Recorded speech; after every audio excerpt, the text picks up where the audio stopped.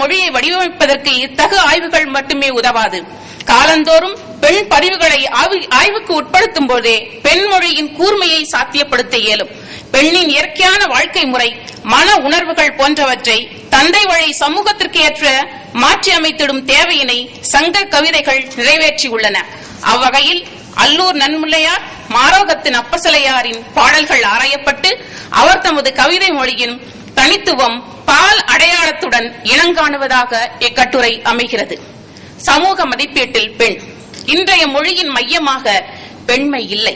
பெண்மைக்கு என்று தனித்த இருப்பும் அடையாளமும் அர்த்தமும் இருக்கும் என்பதனை ஏற்காத வன்முறை அமைப்புகளாக மதம், அரசியல், தத்துவம், நீதியியல், அழகியல் ஆகியன உள்ளன.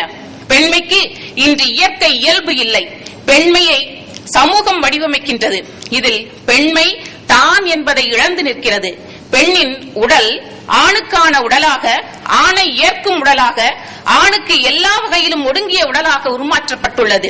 பெண்ணின் உடல் தனக்கானதாக இல்லை. சரி, பெண் மனம், உணர்வு, இருப்பு எப்படி இருக்கிறது? ஆண்மைய கருத்துக்களால் வடிவம் பெற்றும், ஆண் தன்னிலும் மேலானவன், ஆதிக்கமுடையவன் என ஏற்றும், ஆணை வைத்தே தன் வாழ்விற்கு அர்த்தம் இருப்பதாக எண்ணியும், ஆண் விதித்த விதிமுறைகளையே தனது இலக்கணமாக கொண்டு அதற்கேற்ப தனது உடலையும் சூழ்நிலையையும் மாற்றி அழகியலாக பதிவு செய்து கொண்டும் இருக்கின்றது. மொத்தத்தில் தனக்கென அடையாளம், மொழி, புலனுலகத்தை உருவாக்கிக் கொள்ளாமலேயே பெண் சமூகத்தின் இருப்பு இருக்கின்றது. இதுதான் நியதி, இயற்கை என்று சமூக நிறுவனங்கள் பெண்மையை கண்காணித்துக் கொண்டிருக்கின்றன. சமூகத்தை பொறுத்த மட்டில் பெண் உடல் இன உற்பத்தி செய்யும் இயந்திரம், பெண் மனம் ஆண் மேலாதிக்க வெறிக்கு களமாகவும் இருந்து மறையும் பாத்திரமாகவும் அர்த்தப்பட்டு வருகிறது. பெண்ணுடல் மீதான அதிகாரம் செலுத்தவும் கேள்விகள் கேட்கவும் உரிமையுடையவன் என்ற மனோநிலையை ஆண் தன் பலமாக நினைத்துக் கொண்டிருக்கின்றான். ஆக உயிர்ப்புடைய உடல் மன அடையாளத்தை முன்னிறுத்த வேண்டிய கட்டாயத்தில் இன்று பெண் இருப்பு தள்ளப்பட்டுள்ளது என்பதை பெண் உணர்ந்தே ஆக வேண்டும். சமூகத்தால் உருவாக்கப்பட்ட செயற்கை பெண்மை இயல்பாக உருவெடுக்க வேண்டிய தேவை இன்று உள்ளது என்ற அறிதலோடும் புரிதலோடும் சங்க கவிதைகளை மறுவாசிப்பு செய்ய வேண்டியது அவசியமாகின்றது. அல்லூர் நன்முல்லையாருடைய கவிதைகள் வழியிலே பெண் பதிவு எப்படி இருக்கின்றது என்று காண்போம். 2000 ஆண்டு வரலாற்று பழமையும் சிறப்பும் கொண்ட தமிழ் இலக்கிய பாரம்பரியத்தில் எழுத்தறிவு பெற்ற சங்க பெண் கவிஞர்கள் பல நூற்றுவர்கள் இருந்திருக்க வாய்ப்பிருப்பினும், சங்க பெண் கவிஞர்களின் கவிதைகள் வழி அன்றைய காலகட்டத்தில் பெண்ணிற்கான இடத்தை அறிய இயலும். அன்றைய சமூக மதிப்பீட்டில் பெண்ணிற்கான அடையாளத்தை அறிய அவர்களது மொழியே சிறந்த அகச்சான்றாக அமையும். சங்க கவிதைகளின் 5 பாகுபாடு முதல் கருப்பொருள்கள் வழி வாசிப்பு நிகழ்த்துகையில் அவை வசீகரத்தன்மை உடையதாய் நம்முள் பல விரிந்த புதுமையான அனுபவங்களை கிளர்ந்தெழச் செய்கின்றன. ஆக சங்க கவிதைகளை வெறும் அழகியல் சார்ந்த ஒன்றாக முன்னிலைப்படுத்தும் நிலையிலிருந்து வேறுபட்ட கருத்துக்களை முன்வைக்கும் பிரதியாக கொள்வதே சிறப்புடையது. பெண்ணின் இயற்கையான வாழ்க்கை முறை, மன உணர்வுகள் முதலியன ஆண்மைய சமூகத்திற்கு ஏற்பட்ட கட்டமைக்கப்பட்ட விதத்தையே தேவையே சங்க கவிதைகள் முன்னிறுத்துகின்றன. பெண் முழுக்க ஆணை சார்ந்து குடும்பம் சார்ந்து வாழ வேண்டும் என்பதையே காதல் பற்றிய அளவுக்கு அதிகமான புனைவுகள், கொண்டாட்டங்கள் உறுதி செய்கின்றன. இப்புனைவுகள் பெரும்பாலும் பெண்ணுடலை மையமிட்டு பெண்ணை காதலி, மனைவி, கைம்பெண், பரத்தை என பல்வேறு நிலைகளில் முன்வைக்கப்படுகின்றன. உடல் ரீதியாக குறிக்கப்படும் இப்புனைவுகளில் ஆண் மேலாதிக்க அரசியல் பொதிந்துள்ளது. சங்ககாலம் தமிழரின் வாழ்க்கை காதலையும் வீரத்தையும் சமூக மதிப்பாக பெற்றிருந்தது என்ற கருத்துண்டு. காதலை பற்றி கட்டமைக்கப்பட்ட வேட்கையை குறைத்து காதல் கற்பு என்று வகுத்திருப்பதும், காதல் களவொழுக்கம் பரத்தமை என ஆணுக்கான நெறி என்று விரித்திருப்பதும் பெண் சமநிலையை பாதிப்பதாக அமைகிறது எனலாம். இதை இன்னொரு விதத்தில் கூறுவது என்றால், பெண்ணின் புழங்கும் வெளி என்பது குடும்பம், கணவன், குழந்தை என்று சுருங்கி இருப்பதையும், பெண்மை என்றால் மென்மை என்ற இலக்கணத்தை முன்வைத்து சங்க கவிதைகளில் கட்டமைக்கப்பட்டுள்ளன. இந்நிலையில் சங்க பெண் கவிஞர்கள் மொழி முன்வைக்கும் கருத்தியல்கள் எவை? அவற்றை பின்வரும் நிலைகளில் விரிவுபடுத்தலாம். 1. ஆணின் பிரிவை முன்னிலைப்படுத்துதல். இப்பிரிவு பொருள், கல்வி, போர், வினை, பரத்தமை என்று முன்வைக்கப்படுகிறது. 2. பிரிவினால் வாடும் பெண்ணின் ஆற்றாமை, மனநிலை, சோக உணர்வு பதிவு செய்யப்பட்டுள்ளது. 3. சமூக நலன் காக்கும் வீரத்திற்கு அடையாளமாக சில கருத்தியல்கள் பதிவு செய்யப்பட்டுள்ளன. கவிஞர்களுடைய மொழியில் ஆண் பிரிவு எவ்வாறு சுட்டப்படுகின்றது என்று காணலாம். பிரிவு பற்றிய மன எழுச்சியை ஏற்படுத்தும் முன்னிலைப்படுத்துவதாக இவ்விரு கவிஞர்கள் கவிதைகள் அமைந்துள்ளன. இருப்பினும் அவை பெண்ணின் ஆற்றாமையை பெரிதும் வெளிப்படுத்துவதாகவே உள்ளன. சங்க கவிதைகளில் தலைவன் காதலன் வேற்றுப்புலத்தை சார்ந்தவனாக அமைந்து அவனை ஏற்றுக்கொள்வதற்காக மனநிலையை சமூகத்தை ஏற்படுத்துவதற்கான ஒரு தன்மையை சங்க அகப்பாடல்கள் ஒரு விதத்தில் முன்வைக்கின்றன என்றே கூறலாம். வேறு இனக்குழு அல்லது வேற்று ஊர் தலைவனுடனான தொடர்பு பெண்ணை அலைக்கழிக்கின்றன. இதனை பின்வரும் பாடல் உணர்த்தும்.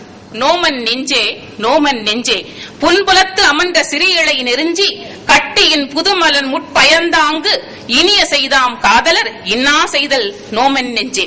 இப்பாடலில் தலைவனின் வேற்று ஊரில் இருப்பதால் அல்லது வாழ்தலால் பிரிவு காரணமாக கையறு நிலையில் புலம்பிடும் பெண்ணின் மன உணர்வு பதிவாகியுள்ளது. இன்னொரு பாடல் அருவி வேங்கை பெருமலை நாடற்கு சுரனே சென்றனர் இங்கு யான் அழுங்கிய எவ்வும் யாங்கு அறிந்தென்று இவ்வழுங்கள் ஊரே. தலைவனை பிரிந்து தன் ஆற்றல் இழந்து வருந்தும் பெண்ணின் மன உணர்வு இக்கவிதை எடுத்து எம்புகிறது.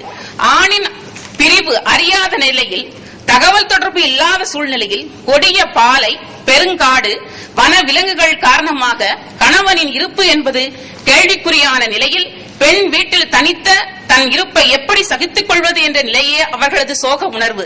இது சங்க கவிதைகளில் முன்வைக்கப்பட்டுள்ளது எனலாம். முன்பனி கால வாடையில் துன்பத்தை போக்கும் மருந்து தலைவனுடைய மார்பே என்று எதுவும் இல்லை என்பதனை ஒரு பாடல். பூல்கால் அன்ன செங்கால் உழுந்தின் ஊழ்படு முதுகாய் உழையினம் கவரும் அருமணி அச்சிரம் தீர்க்கும் மருந்து பிரிதில்லை அவர் மணர்ந்த மார்பே என்று அல்லூர் நன்முள்ளையார் கூறுகின்றார். பரத்தையை நாடி சென்ற கணவனின் பிரிவு இயல்பானதாக கருதப்படும் சங்க சமூக சூழலில் மீண்டும் வீட்டிற்கு வரும்பொழுது அவனுடன் ஊடல் கொள்வது மட்டுமே பெண்ணிற்கு சாத்தியமான ஒன்று. ஆண் காம வேட்கையுடன் பரத்தையுடன் வாழ்தலும் குடும்பம் என்ற கற்புக்குள் நின்று அவனை பொறுத்துக் கொள்ள வேண்டும் என்பதே சங்க இலக்கிய பிரதிகள் பெண்களின் முன் வைக்கும் வேண்டுகோளாக இருக்கின்றன. அல்லூர் நன்முலையார் ஆண்மேலாதிக்க போக்கினை வேறு கோணத்தில் பின்வரும் பாடலில் வெளிப்படுத்துகின்றார். சேற்றினிலை முனைய செங்கட்காரான் ஊர்மடி கங்குளில் நோன்தலை பறிந்து என்று தொடங்குவது அப்பாடல். அதிலே அம்தூம்பு வல்லை மயக்கி தாமரை வண்டூது பனிமலர் ஆகும் உற யாரையோ நீ நிற்புலக்கேம் ஒன் தொடி நிகழினும் நிகழ்க சென்றே பெரும நிற்தகைக்கினர் யாரோ என்று கூறுகின்றாள் தலைவி. உன்னுடன் ஊடல் கொள்வதற்கு நீ எனக்கு என்ன உறவு? நீ பரத்தையிடம் செல்க, உன்னை தடுப்பவர் யார் உள்ளார்? ஆண் என்ற நிலையில் பரத்தையிடம் செல்லும் உரிமையை பெற்றதாக கருதும் தன் கணவனை தடுக்க இயலாத பெண்ணின் ஆவேச குரல் அடங்கிய தொனியில் இங்கு பதிவு செய்யப்பட்டுள்ளது. பெண்ணினுடைய காம உணர்வு சங்க மரபின் அடிப்படையிலே பார்க்கும் பொழுது பெண் தனது காதலை அல்லது காமத்தை வெளிப்படுத்துவது என்பது கூடாது என்பது மரபுப்படி நமக்கு விதிக்கப்பட்ட ஒரு இலக்கணம். இது எப்படி இவர்களுடைய பாடல்களில் பதிவு செய்யப்படுகிறது? காதலை பற்றிய கொண்டாட்டத்தினை முன்னிறுத்தி சங்க கவிதைகளில் பெண்கள் தன் காதலை காமத்தை வெளிப்படுத்தக்கூடாது என்பது சங்க மரபாகும். இம்மரபினை சங்க ஆண்பார் கவிஞர்கள் பெரும்பாலும் பின்பற்றிய நிலையில் பெண் கவிஞர்கள் சிலர் துணிச்சலுடன் எதிர்மரபை முன்வைத்திருக்கின்றார்கள். காதலையும் காமத்தையும் வெளிப்படையாக கூறுவதுடன் அவ்வுணர்வுகளால் வேதனைப்படும் பெண்ணின் அவல உணர்வையும் இக்கவிஞர்கள் பதிவு செய்துள்ளனர் எனலாம்.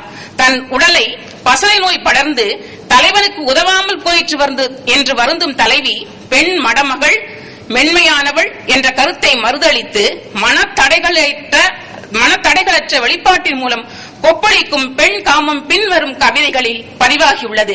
காலையும் பகலும் கையறு மாலையும் ஊர்த்துஞ்சி யாமமும் விடியலும் என்று இப்பொழுது இடைத்தறியின் பொய்யே காமம் மாயன மடலொடு மருகில் தோன்றி தெற்றன துற்றலும் பழியே வாழ்தலும் பழியே பிரிவு தலைவரின்